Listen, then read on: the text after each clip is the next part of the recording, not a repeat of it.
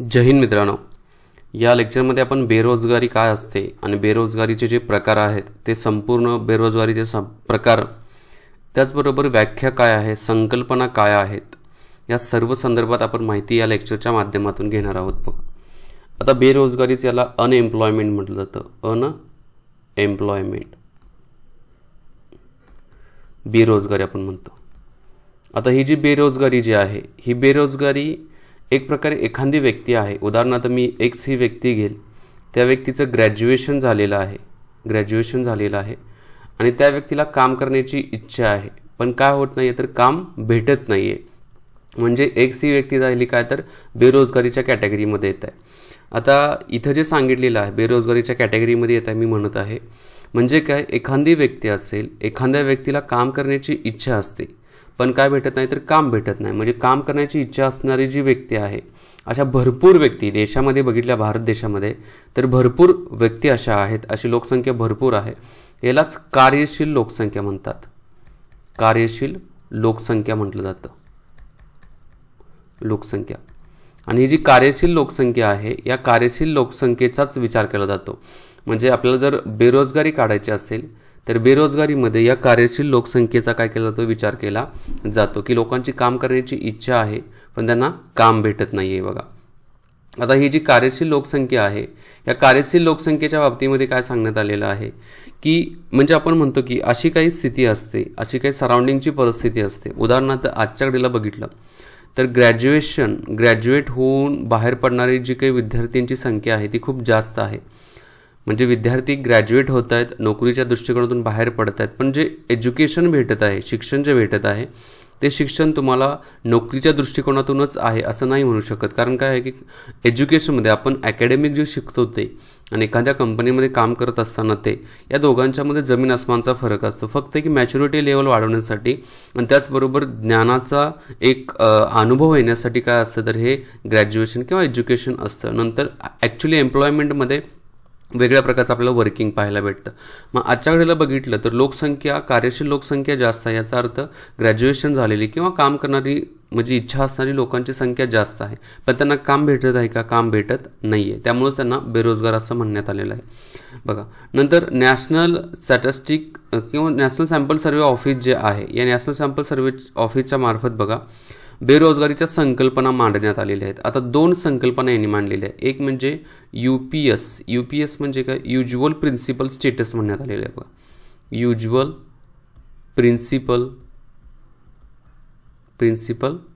असं आहे, principal status.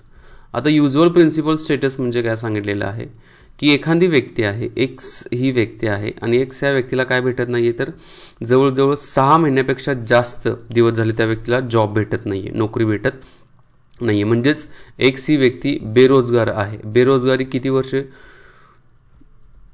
किती महिने आहे तर हे 6 महिन्याचे बेरोजगार आहे ती व्यक्ती। म्हणजे 6 महिने झालं ती जॉब सर्च करत आहे, पण त्या व्यक्तीला, त्या जो काही कार्यशील लोकसंख्येच्या कॅटेगरीमध्ये असणाऱ्या व्यक्तीला जॉब भेटत नाहीये, त्याला युज्युअल प्रिन्सिपल स्टेटस असं म्हणण्यात आलेलं आहे। आणि या आधारावरती बघा, युज्युअल प्रिन्सिपल स्टेटसच्या आधारावरती काय केलं जातं तर लोकसंख्या जी आहे ही लोकसंख्या मोजली जाते आणि ती बेरोजगारीची लोकसंख्या असते असं इथं सांगण्यात आलेलं आहे। बघा, ठीक आहे। त्याच्यानंतर दुसरा एक प्रकार यांच्यामार्फत देण्यात आलेला आहे, तोच काय आहे तर USES, यालाच म्हटलं जातं युज्युअल सबसिडरी स्टेटस। इथं लिहितो युज्युअल सबसिडरी स्टेटस।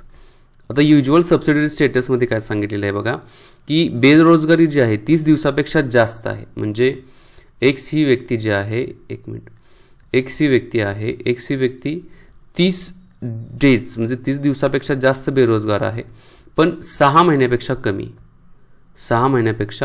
कमी आहे, त्यालाच काय म्हटलेलं आहे तर युज्युअल सबसिडरी स्टेटस म्हटलेलं आहे। म्हणजे एखाद्याला मी स्वतः घेतला, मला 30 दिवस काम भेटलेलं नाहीये, 30, 35, 50 मी म्हणेल की जवळजवळ 180 दिवस काम भेटलेलं नाही, पण 181व्या दिवशी मला काम भेटलं, तर मी या कॅटेगरीमध्ये येतोय का, या कॅटेगरीमध्ये मी येतोय का तर 30 दिवसापासून 180 दिवस म्हणजे 30 दिवस ते 6 महिन्यापर्यंत मला जर नोकरी भेटली नाही आहे तर मी काय तर युज्युअल सबसिडियरी स्टेटसच्या कॅटेगरीमध्ये येतोय. म्हणजेच अशी जी लोकसंख्या आहे ही NSSOच्या मार्फत मोजली जाते. बघा NSSOच्या मार्फत 2 प्रकारची संकल्पना या अनएम्प्लॉयमेंटच्या बाबतीमध्ये मांडण्यात आलेली आहे. पहिला जो आहे तो UPS युज्युअल प्रिन्सिपल स्टेटस आहे आणि दुसरा जो आहे तो USS यालाच युज्युअल सबसिडियरी स्टेटस असं म्हणण्यात आलेलं आहे. बघा युज्युअल प्रिन्सिपल स्टेटस म्हणजे एखाद्या व्यक्तीला 6 महिन्यापेक्षा जास्त कार्यकाळ जर नोकरी भेटली नाही आहे तर ती UPS मध्ये येत आहे आणि एखाद्या व्यक्तीला 30 दिवसापेक्षा जास्त 6 महिन्यापेक्षा कमी जर जॉब भेटला नाही तर ती कशामध्ये येत आहे तर ती युज्युअल सबसिडियरी स्टेटसच्या कॅटेगरीमध्ये येत आहे. ह्या 2 संकल्पना ज्या आहेत NSSOच्या मार्फत इथं मांडण्यात आलेल्या आहेत बेरोजगारीच्या संदर्भात. आता त्याच्या पुढे जाऊ. बघा लेबर फोर्स पार्टिसिपेशन रेट कशाला म्हटलं जातं. बघा एक मिनिट हे मी काढतो, नोट डाऊन करून घ्या. हे जे आत्ता इथं दिलेले सगळे मुद्दे आहेत ना व्यवस्थित नोट डाऊन समजून लिहून घ्या तुम्ही. नेक्स्ट जो आहे एक मिनिट इथं लेबर फोर्स पार्टिसिपेशन रेट कशाला म्हटलं जातं. बघा लेबर फोर्स पार्टिसिपेशन रेट कशाला म्हटलं जातं. आता इथं काय सांगण्यात आलं आहे का. बघा एकूण लोकसंख्या आपण देशाची विचारात घेतली. एकूण लोकसंख्या समजा आजच्याकडे 130 कोटी आहे. 130 करोड देशाची लोकसंख्या आहे. 130 कोटी लोकसंख्येपैकी 80 करोड लोक असे आहेत की त्यांना काम करण्याची इच्छा आहे. आपण असं विचारात घेऊ. म्हणजे 80 करोड लोकांची काम करण्याची इच्छा आहे. यांनाच काय म्हटलेलं आहे तर याला लेबर फोर्स म्हणण्यात आलेलं आहे. बघा लेबर फोर्स म्हणण्यात आलेला आहे. आता लेबर फोर्स पार्टिसिपेशन रेट जो आहे हा एकूण लोकसंख्येच्या प्रमाणात काढला जातो. म्हणजे 130 कोटीपैकी 80 कोटी लोकांना काम करण्याची इच्छा आहे. याचा अर्थ याचा जो एक प्रकारचा रेशो आपण म्हणलं तर एक पर्सेंटेज आपल्याला भेटून जाईल. म्हणजे मी म्हणेल की 80/130 केल्यानंतर जी काही व्हॅल्यू येईल पर्सेंटेजमध्ये. आता 80ला परत 100 गुणुले 100 पर्सेंटेजमध्ये काढायचं असेल तर म्हणजे 800/13 किती येतात बघा. 3×5 संग 78 6%.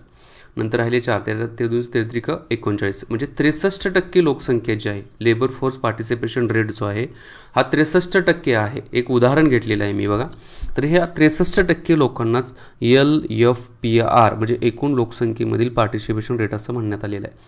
आता 63% लोक जे लेबर फोर्सच्या कॅटेगरीमध्ये येतात. बघा आता याच्यामधले 80 करोड आहेत. 80 करोडमधले समजा आपण म्हणलो की 50 कोटी जे आहेत हे बेरोजगार आहेत. बेरोजगारीत आहेत. बेरोजगारीत किती आहेत 50 कोटी आहेत. मग रोजगारीत किती असणार आहे तर 30 करोड लोकांना जॉब आहे रोजगार आहे असं म्हणणार आहे आपण. ओके म्हणजेच ॲक्च्युली आपण बघितलं तर 130 कोटीपैकी 30 कोटी लोकांना जॉब आहेत. 50 कोटी लोक बेरोजगार आहेत आणि राहिलेले जे 50 करोड आहेत हे 50 करोड या सगळ्यांच्यावरती म्हणजे इथं जे आहेत 80 करोडवरती अवलंबून आहेत. याच्यामध्ये आपण एक उदाहरण घेऊ. चाइल्ड असतील वयस्कर लोक वगैरे असतील तर त्यांचा सहभाग याच्यामध्ये होत आहे राहिल्या 50 कोटीमध्ये. ठीक आहे. तर अशा प्रकारे एक उदाहरणार्थ मी इथं काय केलं तर कन्सेप्ट थोडी समजून सांगितलेलं आहे. आता लेबर फोर्स पार्टिसिपेशन रेट जो आहे पर्सेंटेजच्या आधारावर बघितलं 63% आहे. आकडेवारी बघितली तर किती आहे तर 80 कोटी आहे. पण याच्यामधला ॲक्च्युली लेबर फोर्स किती आहे लेबर किती आहे तर 30 कोटी लोक लेबर आहेत आणि हे जे आहेत हे काय तर बेरोजगारीच्या कॅटेगरीमध्ये येत आहेत. बघा इथेपर्यंत व्यवस्थित समजलं असेल तुम्हाला. लेबर फोर्स पार्टिसिपेशन रेट असायला म्हणण्यात आलेलं आहे. पुढे जाऊ. बघा आता करंट डेली स्टेटस हा एक पॉईंट राहिला होता. बघा आपण मागाशी बघितलं युज्युअल प्रिन्सिपल स्टेटस बघितला, नंतर युज्युअल सबसिडी स्टेटस बघितला, नंतर करंट डेली स्टेटस राहिला. बघा करंट डेली स्टेटस म्हणजे काय प्रत्येक दिवशी बघा किमान 4 तास रोजगार म्हणजेच पूर्ण दिवस असं म्हणण्यात आलेलं आहे. बघा प्रत्येक दिवशी किमान म्हणजे कमीत कमी किमान 4 तास रोजगार. ओके म्हणजे प्रत्येक दिवशी किमान 4 तास रोजगार असेल. आता एखाद्या व्यक्ती म्हणजे ज्या व्यक्ती काम करत आहेत त्यांना प्रत्येक दिवशी जर 4 तास रोजगार भेटत असेल तर त्याला करंट डेली स्टेटस म्हणून म्हटलं आहे. आणि अशा व्यक्तींना दिवसाच्या आधारावरती मोजलं जातं. बघा म्हणजे एका दिवसाला 4 तास जॉब भेटलेला आहे म्हणजे त्या व्यक्तीला काय तर एक प्रकारे पूर्ण दिवस काउंट केलं आहे. म्हणजे ती व्यक्ती पूर्ण दिवस काम करत आहे असं म्हटलं जातं. बघा 4 तास जॉब केला असला तरीही. आणि अर्धा दिवस कधी म्हटलं जातं अर्धा दिवस तर 1 तासापासून ते 4 तासापर्यंत काम केलं असेल तर संपूर्ण 4 तास केलं तर त्या व्यक्तीला 1 दिवस रोजगार भेटलेला आहे. आणि समजा त्या व्यक्तीनं 2 तास काम केलं असेल, 2 तास काम केलं असेल तर ती व्यक्ती काय झाली तर तिनं अर्धा दिवस काम केलं असं म्हटलं जातं. सिंपल आहे बघा. 8 तासाचा जॉब असतो बघा. 8 तासाचा जॉब आहे आता, म्हणजे 8 तासाचा जॉब आहे, त्याला काय म्हणणार आहे तर हा दिवसभर जॉबला जातो असं म्हणणार आहे. आणि समजा त्यानं 4 तास काम करून परत रिटर्न आला तर तो काय म्हणतो तर मी अर्धा दिवस भरून परत आलेलो आहे. यालाच करंट डेली स्टेटस म्हटलं जातं बघा. चालू दैनंदिन स्थिती असं म्हणण्यात येतं बघा. चालू वाटल्याच मराठीत लिहितो, चालू दैनंदिन स्थिती असं इथं म्हटलं जातं. ठीक आहे, म्हणजे करंट डेली स्टेटस इथं काय आहे तर 30 दिवसापासून ते 6 महिन्यापर्यंत बेरोजगार असणाऱ्यांचा युज्युअल सबसिडी स्टेटस आणि 6 मंथ अबाऊ असेल तर त्याला युज्युअल प्रिन्सिपल स्टेटस असं म्हटलं जातं बघा. आणखी एक राहिलेलं आहे बघा, करंट वीकली स्टेटस एक आहे बघा. Current weekly status, current weekly status. आता करंट वीकली स्टेटस म्हणजे काय, आठवड्यातून किमान 1 तास काम, आठवड्यातून किमान कमीत कमी किमान 1 तास काम किंवा रोजगार आपण म्हणू, अशा व्यक्ती मोजल्या जातात बघा. करंट वीकली स्टेटसमध्ये आठवड्यातून किमान 1 तास काम ज्या व्यक्तीला भेटत आहे त्या व्यक्ती मोजल्या जातात. त्याचबरोबर करंट डेली स्टेटस म्हणजे काय केलं जातं, दिवसाला 4 तास काम करणाऱ्या व्यक्तींची संख्या मोजली जाते. युज्युअल प्रिन्सिपल स्टेटसमध्ये काय केलं जातं बघा, 6 महिन्यापेक्षा जास्त बेरोजगार व्यक्तींना मोजलं जातं. आणि युज्युअल सबसिडी स्टेटसमध्ये 30 दिवस ते 6 महिन्यापर्यंतच्या कार्यकाळामध्ये बेरोजगारीत असणाऱ्या व्यक्तींना मोजलं जातं बघा. बाकी लेबर फोर्स पार्टिसिपेशन रेट पण आपण इथं समजून घेतलेले आहेत. तर ह्या काय झाल्या, व्याख्या पण समजून घेतली बेरोजगारीची. बेरोजगारीची व्याख्या काय असते पुन्हा एकदा रिव्हिजन करतो. बेरोजगारीची व्याख्या काय असते, एखादी व्यक्तीला काम करण्याची इच्छा असते, त्याची पात्रता पण असते, पण त्या व्यक्तीला काम भेटत नाही आहे, त्याला बेरोजगारी व्यक्ती असं म्हटलं जातं बघा. आणि अशा व्यक्ती ज्या कार्यशील व्यक्ती आहेत, ज्यांना काम करण्याची इच्छा आहे आणि फक्त काम भेटत नाही, तर अशा व्यक्तींना काय म्हटलं जातं तर बेरोजगारी ते म्हटलं जातं बघा. आपल्या देशामध्ये भरपूर असं बेरोजगारीचं प्रमाण आहे. आकडेवारी तर चुकीची सांगत असतात, पण बेरोजगारीचं प्रमाण इंडियामध्ये खूप जास्त आहे. त्याच्यानंतर NSSOच्या मार्फत काही संकल्पना मांडण्यात आलेल्या होत्या बघा. याच्यामध्ये युज्युअल प्रिन्सिपल स्टेटस म्हणजे काय, ज्या व्यक्तीला 6 महिन्यापेक्षा जास्त बेरोजगारी आहे जी व्यक्ती, तर त्यांची संख्या मोजली जाते, त्याला युज्युअल प्रिन्सिपल स्टेटस असं म्हटलं जातं.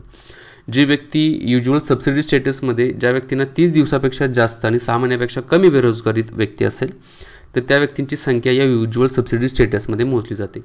चालू दैनंदिन स्थिती करंट डेली स्टेटसमध्ये CDS मध्ये काय केलं जातं की 1 दिवसाचं काम जे एखाद्या व्यक्तीनं दिवसा 4 तास काम केलं तर तिनं 1 दिवस पूर्ण काम केलेलं असं समजलं जातं. आणि एखाद्या व्यक्तीनं 1 तासापासून 4 तासापर्यंत काम केलं असेल तर त्यानं काय केलं तर अर्धा दिवस काम केलं आहे असं विचारात घेतलं जातं बघा. आणि या आधारावरती व्यक्तींचे दिवस मोजले जातात बघा. व्यक्ती किती दिवस काम करतात ते दिवस मोजले जातात. आणि चालू आठवड्याची स्थिती जी आहे करंट वीकली स्टेटसमध्ये काय सांगलेलं आहे की आठवड्यातून किमान 1 तास काम ज्या व्यक्तीला भेटत आहे अशा व्यक्तींची संख्या जी आहे किंवा लोकसंख्या जी आहे ती काय केलं ते मोजली जाते बघा. इथंपर्यंत आपण समजून घेतलं कशा प्रकारे काय आहे तर बेरोजगारीची संकल्पना आहे. आता थोडं पुढं जावत असताना आपण बेरोजगारीच्या संकल्पना बघू बघा. म्हणजे वेगवेगळ्या प्रकारच्या बेरोजगारी आहेत, त्या वेगवेगळ्या प्रकारच्या बेरोजगारीच्या संकल्पना बघू. आता ऐच्छिक बेरोजगारीची संकल्पना लिहितो बघा. पहिला जो प्रकार आहे, एक मिनिट, पहिल्या प्रकारामध्ये काय येत आहे तर ऐच्छिक बेरोजगारी. ऐच्छिक. आता ऐच्छिक बेरोजगारी म्हणजे काय, काम करण्याची पात्रता आहे, क्षमता पण आहे, पण काम करत नाही ते व्यक्ती. अशी भरपूर व्यक्ती आपल्या आसपास पाहायला भेटत असेल. एखाद्या व्यक्तीला काम करण्यासाठी काय ती क्षमता असते, इव्हन तो काम पण त्या व्यक्तीला असतं, पण तो काम करत नाही आहे, यालाच ऐच्छिक बेरोजगारी आहे. उदाहरणार्थ समजा मी घेतलं, मला जॉब भेटू शकतो, त्याचबरोबर मला काही काम भेटू शकतं, पण मी काय करत नाही ते काम करत नाही. कारण काय आहे तर मला काम करण्याची इच्छा नाही आहे, त्याला ऐच्छिक बेरोजगारी असं म्हटलं जातं बघा. एक MPSC किंवा UPSC स्पर्धा परीक्षेमध्ये असा एक टप्पा असतो की ज्याला खूप जॉब चांगला असतो, चांगले पैसे भेटत असतात, चांगला पगार असतो, पण ती व्यक्ती काय करत असते तर जॉब करत नाही. कारण त्याला काय करायचं, गव्हर्नमेंट जॉब करायचा असतो, त्यामुळे तो जॉब स्वीकारत नाही किंवा काम करण्याची त्याची इच्छाच होत नाही आहे. त्या व्यक्तीला काय म्हटलं जाणार आहे तर ती ऐच्छिक बेरोजगारीच्या कॅटेगरीमध्ये येत आहे बघा. ठीक आहे. त्याच्यानंतर B कॅटेगरी आपण विचारात घेतली. B जी आहे ती अनैच्छिक. अनैच्छिक बेरोजगारी. आता अनैच्छिक बेरोजगारी म्हणजे काय? काम करण्याची पात्रता आहे, इच्छा पण आहे मनातून काम करायचं आहे, पण त्या व्यक्तीला काम मिळत नाही आहे. बघा, काम मिळत नाही अशा व्यक्तींना अनैच्छिक बेरोजगार. याच्यामध्ये मात्र आपण डेफिनेटली UPSC MPSC स्पर्धा परीक्षेमधील अशा काही तबका असू शकतो आहे. बघा, मी जवळजवळ म्हणेल की एक 95% अशी स्पर्धा परीक्षेमधली मुलं आहेत की ज्यांची काम करण्याची इच्छा आहे पण त्यांना काम भेटत नाही, जॉब भेटत नाही. त्यामुळे ते काय करतात तर स्पर्धा परीक्षेचा अभ्यास करत असतात. आणि 5% असे आहेत की ज्यांना भरपूर, म्हणजे आता इंजिनियर IIT मधले असतील, डॉक्टर्स वगैरे असतील, सगळ्यांना चांगल्या प्रकारे पगार भेटू शकतो, चांगल्या प्रकारच्या नोकऱ्या भेटू शकतात खाजगी, पण ते काय करत नाहीत कारण त्यांना गव्हर्नमेंट जॉब करायचा असतो.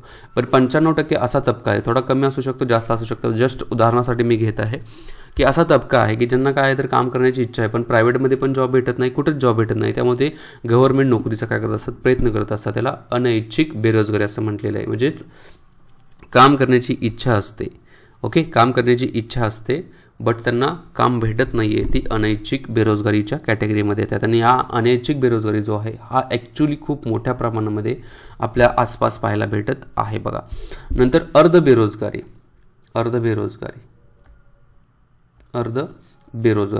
आता एखाद्या व्यक्तीला काय आहे तर अर्ध बेरोजगारी म्हणजे मी असं पण म्हणेल की क्षमता आहे, पात्रता आहे, वरच्या लेवलला काम करण्याची, पण त्या व्यक्तीला काम खालच्या लेवलचं करावं लागत असेल तर ती अर्ध बेरोजगारीच्या कॅटेगरीमध्ये येत आहे. बघा, उदाहरणार्थ याचं जर उदाहरण घ्यायचं म्हटलं तर काही लोक खूप चांगल्या प्रकारे एज्युकेशन झालेलं असतं, MTech झालेलं असेल, मी म्हणेल की PhD झालेलं असेल आणि कुठेतरी क्लर्कशी किंवा शिपायाचं जर काम करायला लागत असेल तर ते अर्ध बेरोजगारीच्या कॅटेगरीमध्ये येत आहेत. बघा, नंतर पूर्ण बेरोजगारी, पूर्ण रोजगारी. कारण आपण बेरोजगारी बघितली, आता पूर्ण रोजगारी म्हणजे काय? संपूर्ण, म्हणजे त्या व्यक्तीला काय आहे तर पूर्णपणे चालू एक गव्हर्नमेंट सर्वंट घेतला, तर हा जो गव्हर्नमेंट सर्वंट आहे तर या गव्हर्नमेंट सर्वंटला जॉब आहे, पगार भेटत आहे, तो काय तर पूर्ण रोजगारीत आहे असं म्हटलं जाऊ शकतं. एखादा कंपनी आहे, एखाद्या कंपनीमध्ये पण चांगला जॉब असेल तर ती व्यक्ती, तो माणूस जो आहे तो पण काय तर पूर्ण रोजगारीत आहे आपण त्याला म्हणू शकतो. बघा, नंतर नेक्स्ट प्रकार जो आहे तो हंगामी बेरोजगारी. आता हंगामी बेरोजगारी कशाला म्हटलं जातं? बघा, की 6 महिने काम असेल आणि 6 महिने सुट्टी असेल. उदाहरणार्थ बघा, जे ITI वगैरे झालेली स्टुडंट असतात ते काय करतात तर ज्या मोठ्या टाटा कंपनी असेल, टेल्को वगैरे कंपनी आहे, त्या कंपनीमध्ये जाऊन 6 महिन्याचा पिरियड असतो, 6 महिने पिरियड पूर्ण करायचा, नंतर परत यायचा, असे पिरियड केले जातात. ते 6 महिने जॉब असतो त्यांना रोजगारीत म्हणणार, 6 महिने काम नाही त्याला बेरोजगारीत म्हणणार. याचं आणखी एक उदाहरण घ्यायचं म्हणलं तर हे घेऊ शकतो. बघा, ऊसतोडीचे कामगार असतील, ऊसतोड कामगार. आता ऊसतोड कामगार जे असतात ना, यांना बघा, जोपर्यंत ऊस आहे तोपर्यंत ते ऊसतोडीचं काम करू शकतात. ज्यावेळेला ते काम नसतं त्याच्यानंतर त्यांना कामच नाही, म्हणजे ते हंगामी बेरोजगारीच्या कॅटेगरीमध्ये येत आहेत. बघा, नंतर नेक्स्ट जे आहे F नंबरची प्रच्छन्न बेरोजगारी. प्रच्छन्न पण म्हटलं जातं किंवा छुपी पण म्हटलं जातं, छुपी बेरोजगारी पण म्हटलं जातं किंवा याला अदृश्य बेरोजगारी पण म्हटलं जातं, अदृश्य बेरोजगारी. आता ही जी प्रच्छन्न, छुपी, अदृश्य बेरोजगारी कशाला म्हटलं जातं? बघा, आता मी म्हणेन की 1 एकर जमीन आहे, ठीक आहे, 1 एकर जमीन आहे आणि 1 एकर जमीनवरती 5 लोक काम करतात. तर याच्यामध्ये लक्षात घ्या, 1 एकर जमीन जी आहे ते एका व्यक्तीच्या मार्फत काय केली जाऊ शकते, कसली जाऊ शकते. मग 5 लोक जर आहेत, वरचे जे 4 आहेत ते प्रच्छन्न बेरोजगारीच्या कॅटेगरीमध्ये येतात. ते दिसून येत नाहीत पण ते काय तर प्रच्छन्न बेरोजगारीच्या कॅटेगरीमध्ये येत आहेत. यालाच प्रच्छन्न बेरोजगारी असं म्हटलं जातं. आणखी एक उदाहरण घेऊ शकतो. बघा, एखादं ऑफिस आहे आणि त्या ऑफिसमध्ये 4 लोक पाहिजे असतील, गव्हर्नमेंट ऑफिस आहे आपण म्हणून, 4 लोक पाहिजे असतील पण तिथं समजा 25 लोक काम करत असतील, तर हे चुकीचं आहे. म्हणजे 4 लोकांच्या कामासाठी 25 लोक वापरले जात आहेत. यालाच प्रच्छन्न बेरोजगारी, जे वरचे 21 जे आहे ते प्रच्छन्न बेरोजगारीच्या कॅटेगरीमध्ये येत आहेत. बघा, म्हणजे काम करण्यासाठी गरजेपेक्षा जास्त व्यक्तींना अपॉइंट केलं जातं, नियुक्त केले जात आहेत, ते प्रच्छन्न बेरोजगारीच्या कॅटेगरीमध्ये येत आहेत. बघा, ठीक आहे. अशा प्रकारचे आपण इथं काय केलेलं आहे तर बेरोजगारीचे जे काही संकल्पना आहे. ऐच्छिक म्हणजे काम करण्याची इच्छा नाही अशा लोकांना ऐच्छिक बेरोजगार म्हटलं जातं. त्याच्यानंतर अनैच्छिक बेरोजगारी म्हणजे काय, तर यांना काम करण्याची इच्छा असते पण काम भेटत नाही, ते अनैच्छिक बेरोजगारीमध्ये येतात. अर्ध बेरोजगारी कशाला म्हणण्यात आलेलं आहे, तर बघा अशी काही लोक असतात की त्या लोकांना एक प्रकारे खालच्या दर्जाचं काम करावं लागतं, त्यांना अर्ध बेरोजगारी म्हणण्यात आलेलं आहे.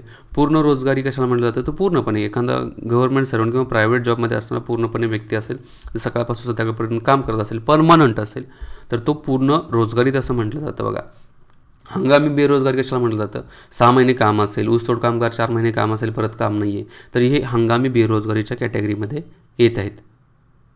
नेक्स्ट जे आहे ते प्रछन्न, छुपी किंवा अदृश्य बेरोजगारी कशाला म्हटलं जातं, एका ठिकाणी बघा काम करण्यासाठी प्रमाणापेक्षा जास्त, गरजेपेक्षा जास्त व्यक्तींची जर नियुक्ती केली जात असेल तर त्यांना प्रछन्न बेरोजगारीच्या कॅटेगरीमधील म्हटलं जातं. बघा ओके, आता इथं आपण हा जो प्रकार आहे हा प्रकार समजून घेतला.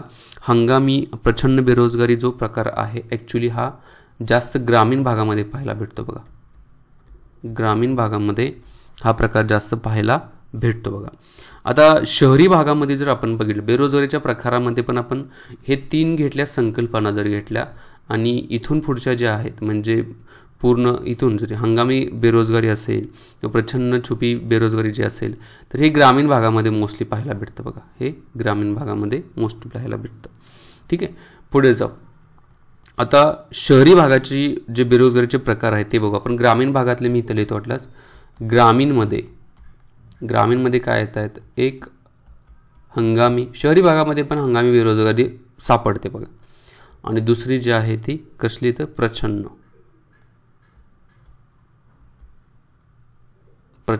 ठीक आहे. आता शहरी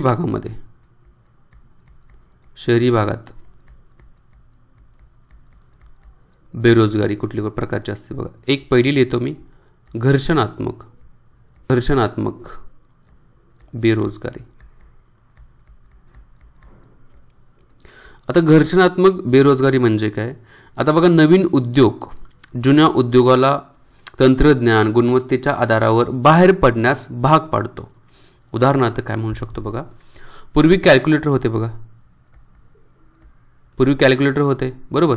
आता हे जे कॅल्क्युलेटरचे जे उद्योग होते या कॅल्क्युलेटरच्या उद्योगांना बाहेर काढून टाकलेलं आहे. कोणी, जे फोन आलेले आहेत बघा, स्मार्टफोन. मी म्हणेल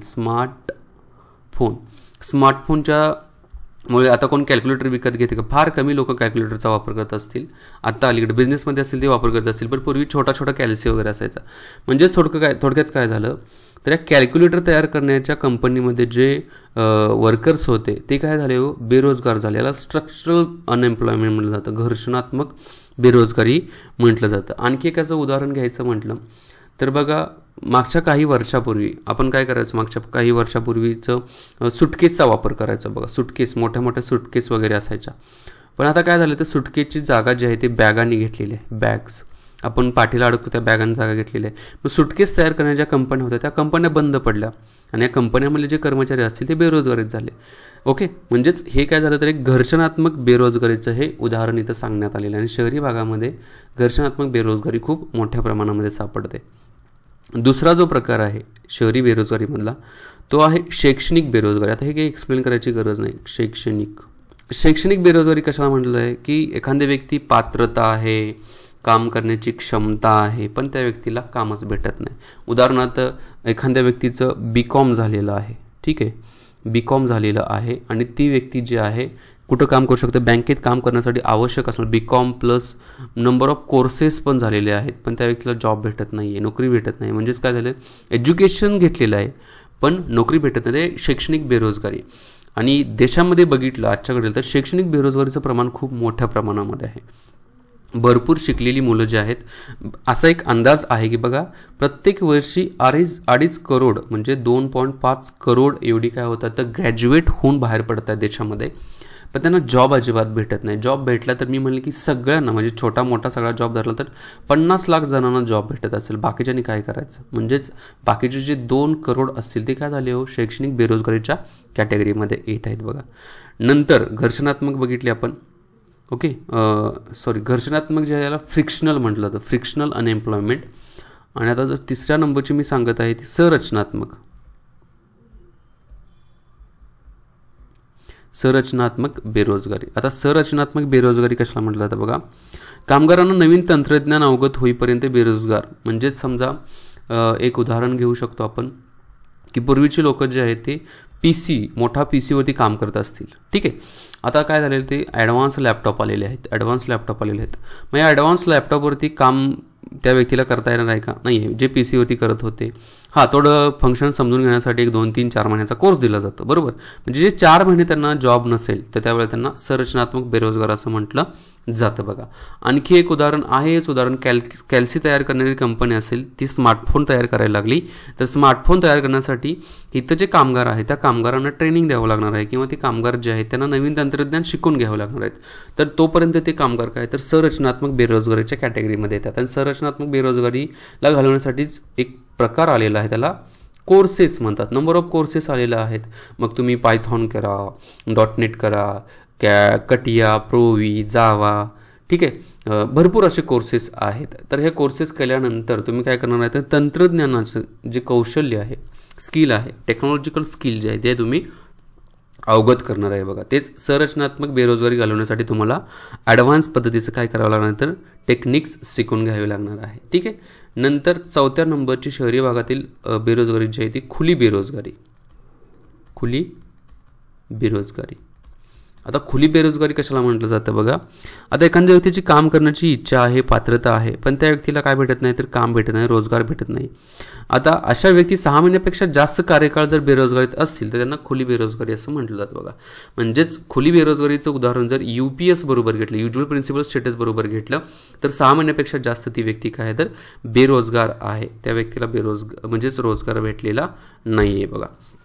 आणि त्याच्यानंतर नेक्स्ट जो प्रकार आहे चक्रीय बेरोजगारी. किती चक्रीय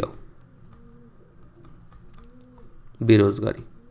आता चक्रीय बेरोजगारी म्हणजे काय, एखाद्या अर्थव्यवस्थेची मंदीची परिस्थिती झाली. आता मागच्या वर्षी आपण बघितलं 2020 साली बघा, तर काय झालं होतं कोरोनामुळे कामगार जे होते ते कामगारांना काढून टाकायला चालू केलं होतं.